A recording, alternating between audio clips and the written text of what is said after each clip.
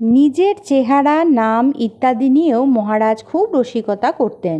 মহারাজের গর্ভধারিণী প্রত্যহ গৃহদেবতা সদাশিবের পুজো করে তবে জলগ্রহণ করতেন। তখনও পুত্র সন্তান হয়নি বলে মনে একটু দুঃখও ছিল তাঁর।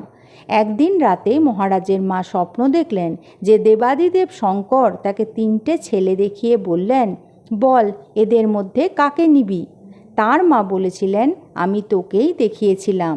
তৎক্ষণাৎ মহারাজ মাকে মুখ বেঁকিয়ে নাক সিটকে বলেছিলেন, কি একটা ছেলে তুমি বেছে নিলে, কালো মোটা ভোঁদার মতো।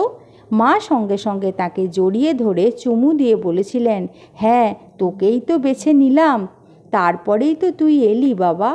প্রসঙ্গটি বলার দিন মহারাজ আমাদের বলেছিলেন যে মা তাকে জড়িয়ে ধরে অনেকক্ষণ কেঁদেছিলেন।